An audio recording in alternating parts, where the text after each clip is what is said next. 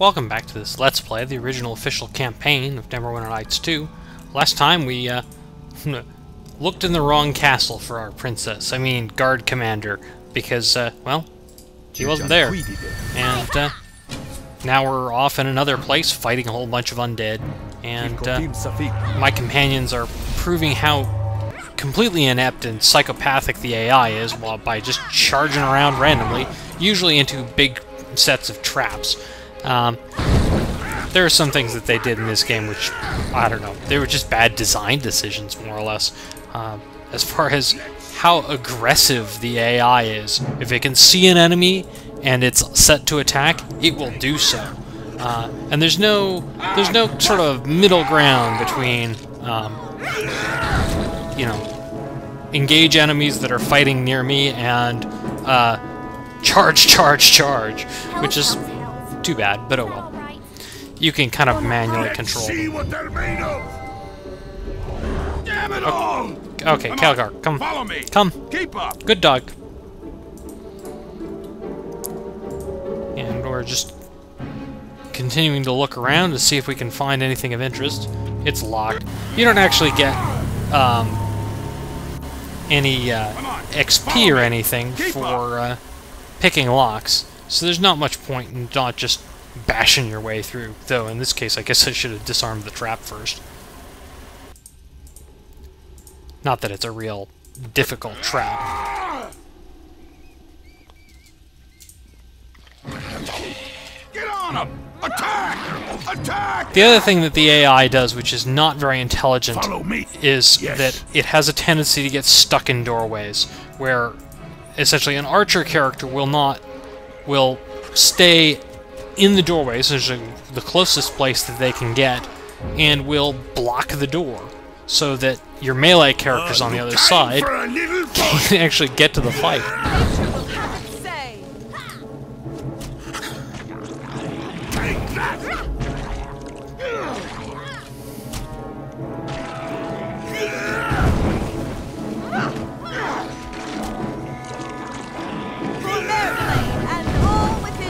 Time for a little fun.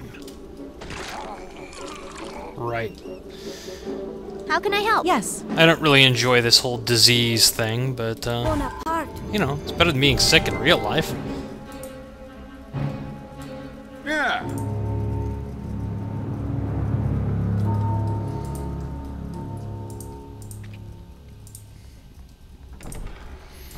Here's another room with traps and more just random undead. Interestingly enough, if you have a real cleric, this area becomes almost trivially easy, because turn undead is so effective if you're, you know, even the slightest bit decent as a cleric. This is one campaign where having the turn undead ability is, you know, a substantial advantage. So if you're looking at sort of what character should I play, well, you know, the mage works well enough. There are a couple of mage. There's a wizard character you recruit and a sorcerer character you recruit. Neither is that good. There is a cleric that you will recruit eventually, but by eventually I mean the game will be mostly over. So, oh, DC 99 lock. I don't think I have enough skill for that. I don't think they intended you to have enough skill for that, so there must be another way to open it. Okay, guys. They're on the other side of a locked door. Let's see what they're made of. And all within it. Everybody, follow me. Idiots.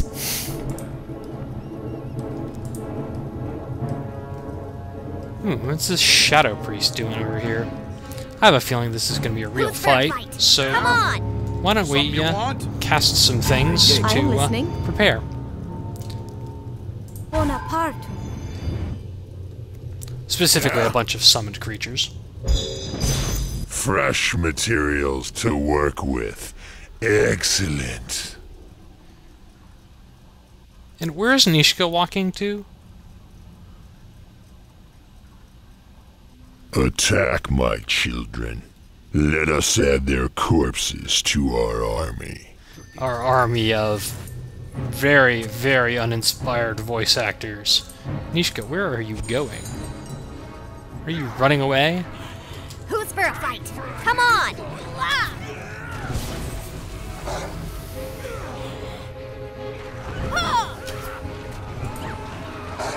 Alright, well, so much for the Shadow Priest.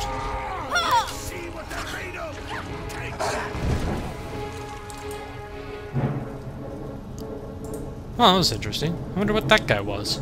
He certainly had nothing to do with the main plot. Nah, couldn't be. Yeah, there's a couple more spell scrolls. Cure Moderate Wounds is not a spell I will ever learn.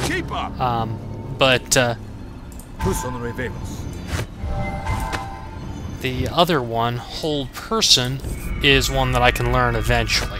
I'll give the other scroll to...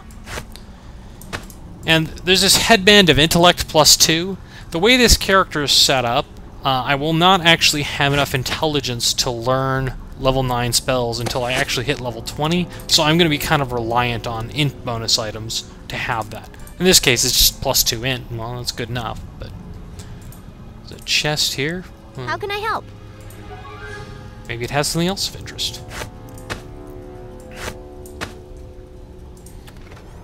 No, just more garbage. Yeah? Something you want? Scrap of parchment. It's actually been a while since I've played this, and I can't remember what's up with this scrap of parchment. Oh, it's just random, quote-unquote, plot information. I use quote-unquote for plot, but, you know, there is a plot.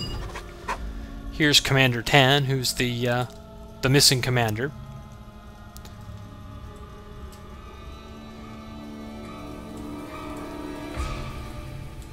And, you know, he more or less explains that he's been trapped and they were raising an army to capture Fort Locke. And, Commander Tan wants you to find his troops. The Lost Patrol. And hopefully that... No, I didn't want to close the door. Yeah, that, little, switch over there opened this door.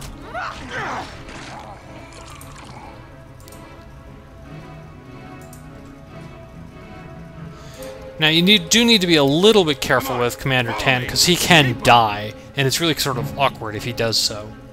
Yes. He's not super hard to keep alive, but since you don't directly have control over him, and he always charges straight into the middle of a fight, you do kind of have to make sure that you don't hold back yourself and, you know, let him take the... you know, you don't want him tanking, more or less.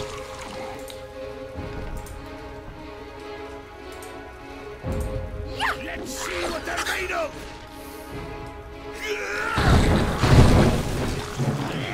As always, Great Cleave is sort of amusing against weak enemies like this.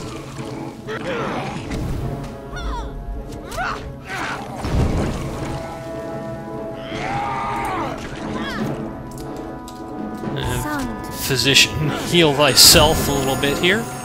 Yeah. Sound.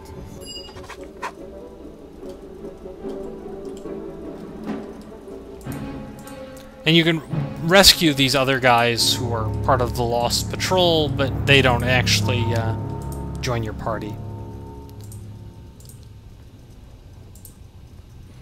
There's one advantage, actually, and I was thinking about...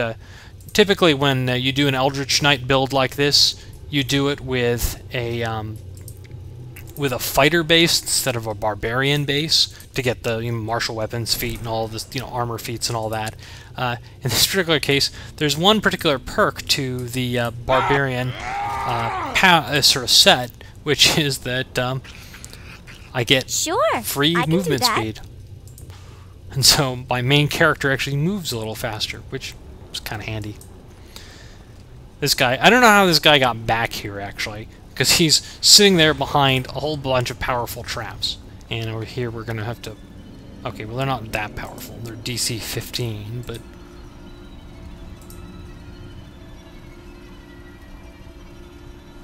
What the heck? Where's Commander Tam? Oh. Everybody, follow me! Maybe he can't die.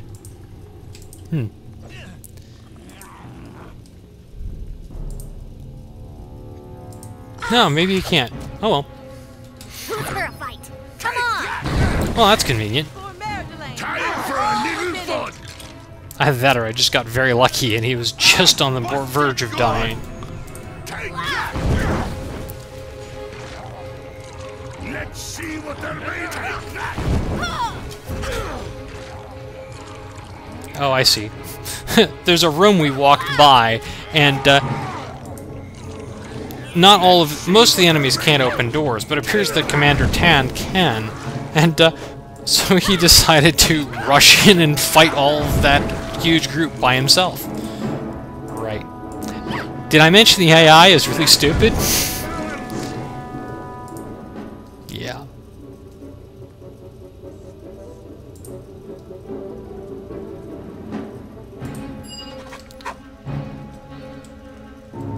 Alright, well there's 2 out of 3 guys.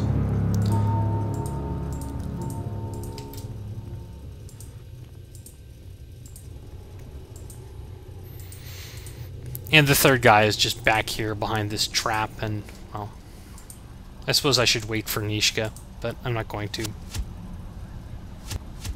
Yeah, no, he can't die.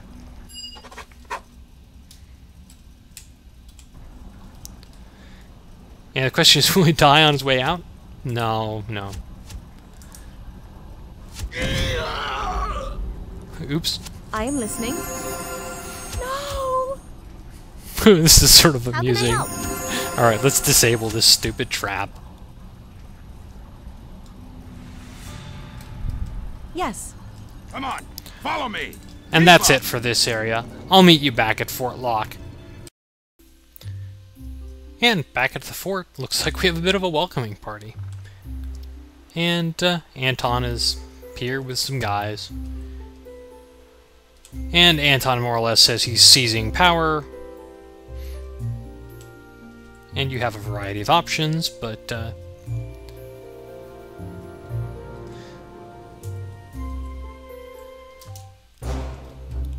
I guess we're just gonna have to fight them. Of course. And since we're not going to be fighting a whole lot here, I'm actually just going to use the Looks like we have larger company. guns, the summons. Because I'm just going to rest again in a second.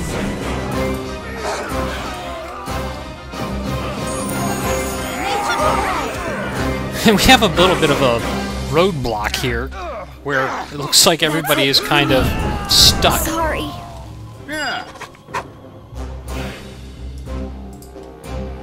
Wow, that was quite a reception. And we get a set of chainmail +1, which is not great, but hey. I was sure a set of armor anyways. And I'm going to cut this episode off here, and next time we'll continue and, you know, hand in the quest and do some other stuff. There's a whole other quest to do here, and just a whole bunch of random side quests before we progress with the main plot, such it is as it is, the plot. See you then!